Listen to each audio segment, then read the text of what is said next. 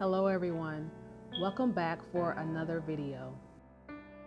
Today I'm going to show you guys a unique way to create these pumpkins that you see here. If you want the pumpkins that you saw at the beginning, then you will need baby food jars. You can use jars of any type and or size. Unless you don't mind, make sure your jars don't have any etching. The first thing you want to do is soak the jars in hot soapy water to loosen the paper and the adhesive. As you see here, I already took off the paper. You can soak the jars for about 15 to 30 minutes depending on how hot you have the water.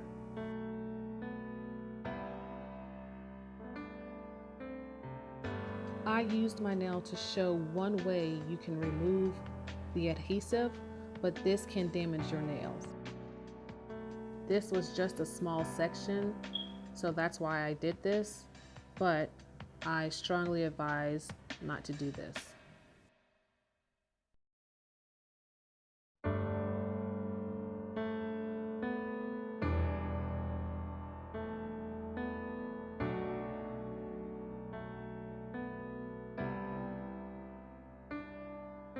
Since I had multiple jars to do, I used a steel wool. This took a little longer because the water was on the cool to warm side. This is why you want to do this in water hot enough for you to handle.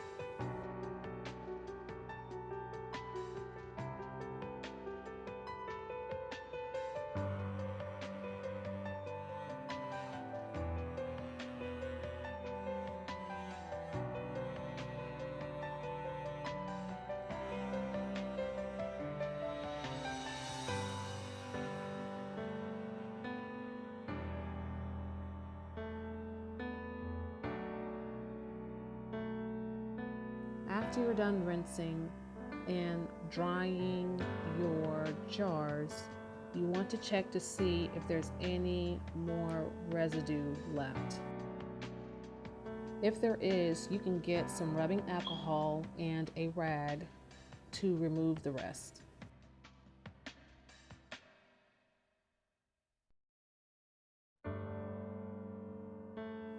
Now it's time to stencil in your letters.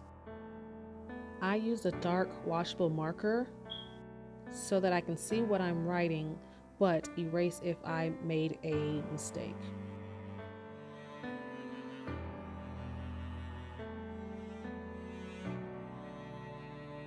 You may not be able to see it right away, but if you look closely, you will be able to see how light it looks, but it's still dark enough for you to see it for tracing.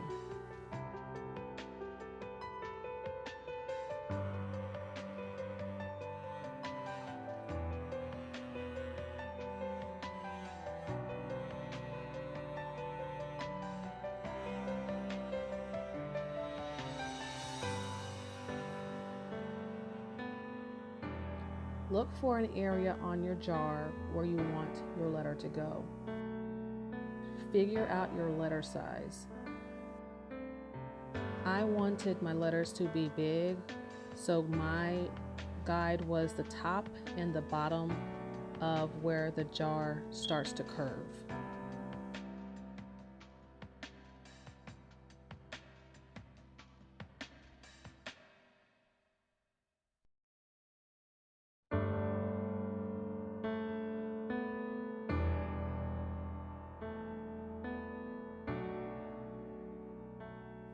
This is a good example of why you use old rags and towels for your projects. You don't have to worry about ruining the good ones.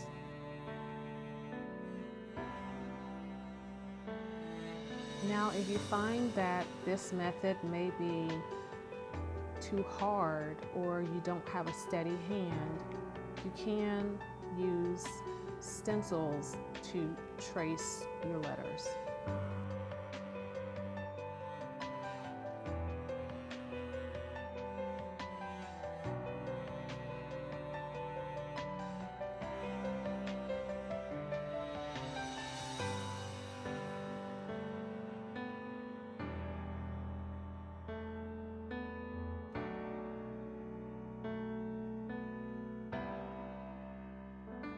After stenciling, it is time to trace. I used a permanent marker. You don't have to use a permanent marker. You can use a chalk marker. The key is you want to use something that gives you dark, consistent lines.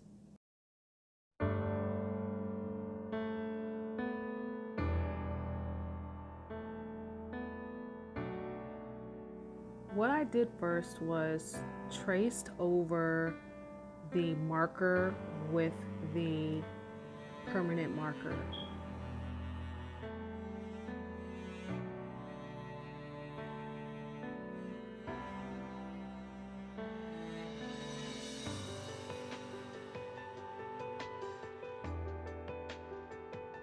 Then I came back and made the lines thicker.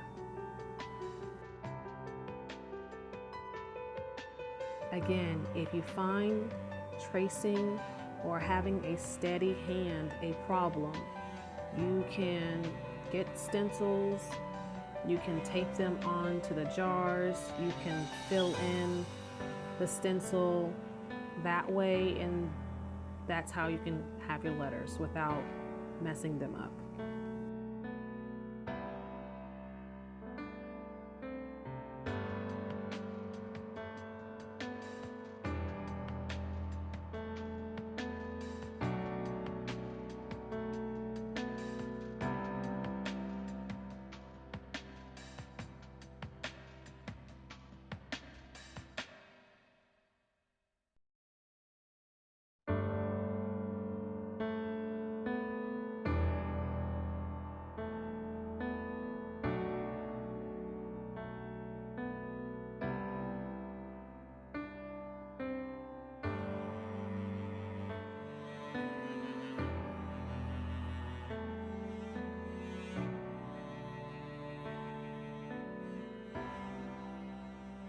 They are not perfect, but they still look good to me.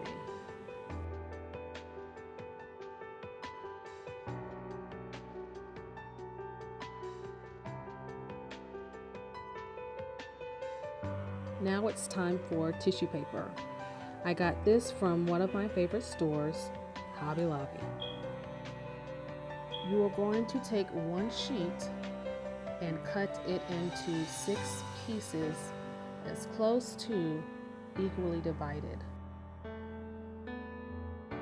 Now you're going to stuff each jar with the paper. Do not compact the paper in the jars unless that is what you're going for. You don't have to use the color orange.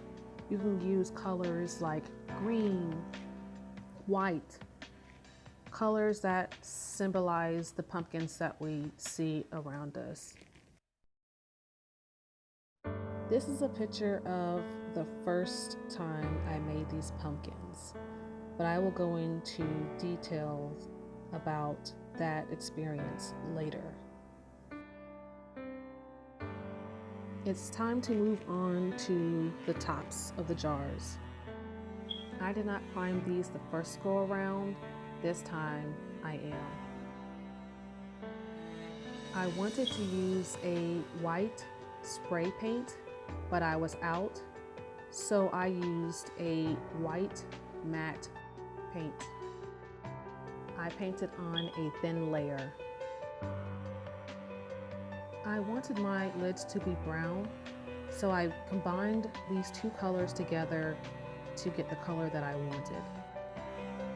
After the white layer of paint completely dried, I then painted over that layer with the brown.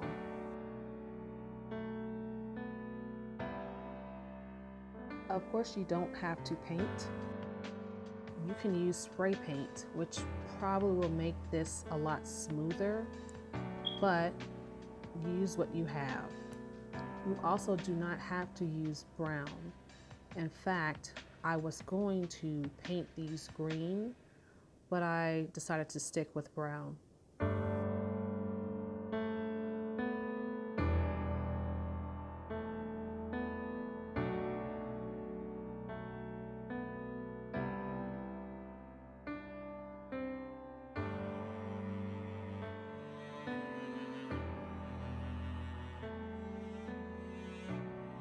And these are my lids with 3 coats, 1 primer and 2 brown layers. Here are the lids from the original project, no primer. And here is the revamped project with primer and a lighter color brown. Okay, back to the original project. These were done the same way, except that I did not prime the lids. I also only used 1 color brown, which was the dark brown that you saw in the earlier clips. I also used a lighter colored orange. And the main reason why I redid these jars is because I coated these jars in Mod Podge. They came out really good, and I mean really good, but you will see later on in the video the reason why I could not use them anymore. If you want the appearance of vines on your pumpkins, we have some options. I never took a picture of the original pumpkins with the vines on them, but I used craft lace. But you can use pipe cleaners. That will probably be the most easiest way to curl the ends. I will say pipe cleaners will give a artsy craft like classroom vibe. If this is the look you're going for, then use pipe cleaners. You can also use ribbon of this size, brown or green, or whatever color you want. So I chose to use brown embroidery floss.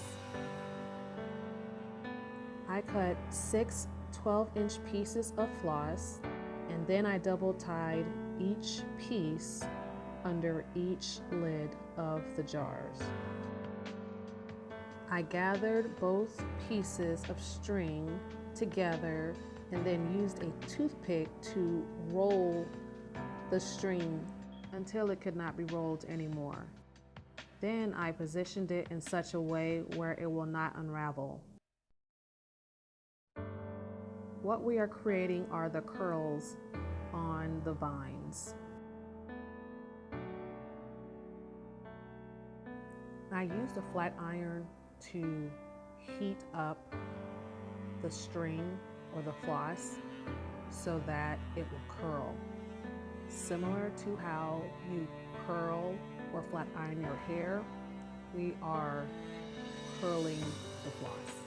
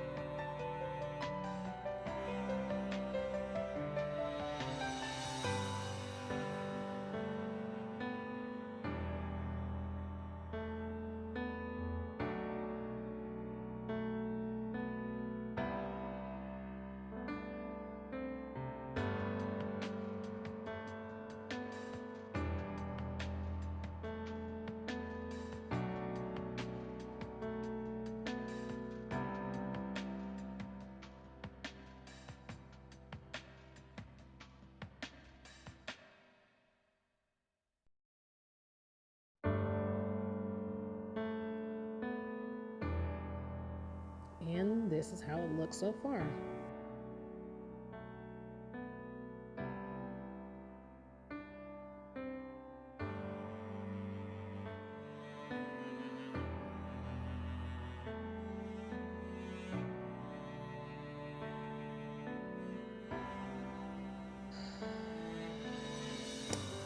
Just ignore this part. I left this in here to show you the mistake that I made, and you're going to see in a little bit why I made this mistake or how it came to be.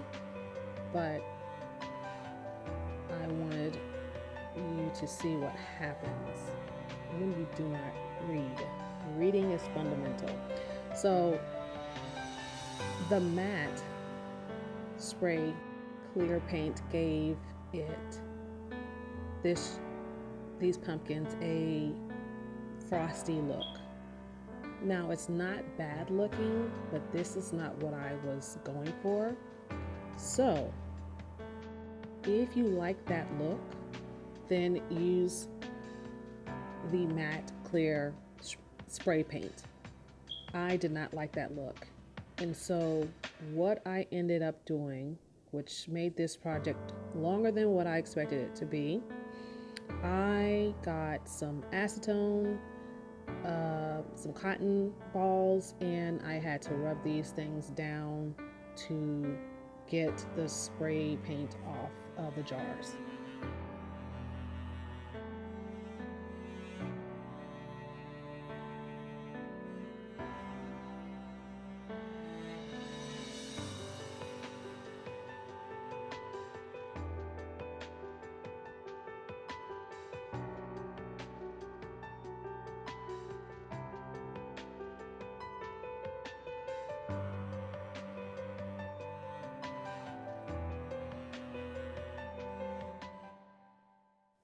You guys, I nearly quit this project because the same thing happened again.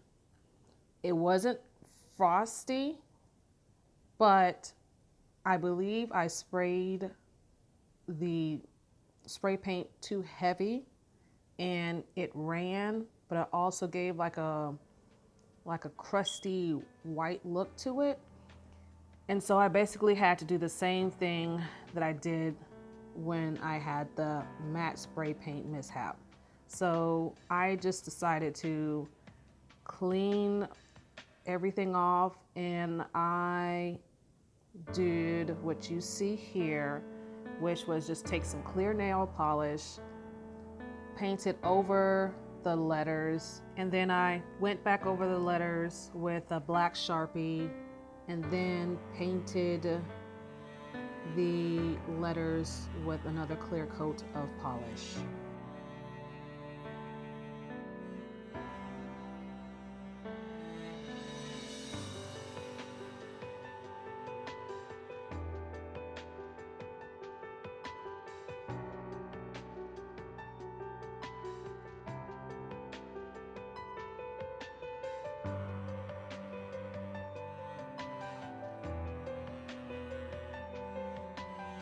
This is the final result of this project, the second time around. The floss did lose some curl, and that's because of all of the manipulation that I was doing to the jars when I was cleaning them, but it doesn't look too bad, so I'm not going to recurl them. I'm going to leave it as is. Now for some tips. I would follow all of the directions up until you got to the lids. For the lids, I would still do the primer, then the 2 coats, but if you're going to use clear spray paint, lightly spray your lids. I would do that separately versus having the lids on the jars and spraying them. When it comes to the letters, I would not even bother spray painting them. I would just worry about sealing the ink on the jars with clear nail polish. That would have been easier if I would have went that way the first time. And then as far as the string for your vine, I would put them on after you have completed the jars, and then I would curl them. This is the reason why I had to redo these pumpkins. As you can see here, there is paper stuck all over the jars. When I initially made these pumpkins, I only used these in 2017 and 2018. I wrapped them up in newspaper and did not open them up until 2021. And this is what I got. I will say that Mod Podge is the quickest way to coat your jars. You would just need to thinly apply it and use fabric to cover the jars for storage.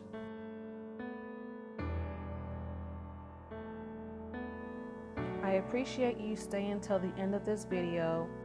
I hope this helps with your decorating.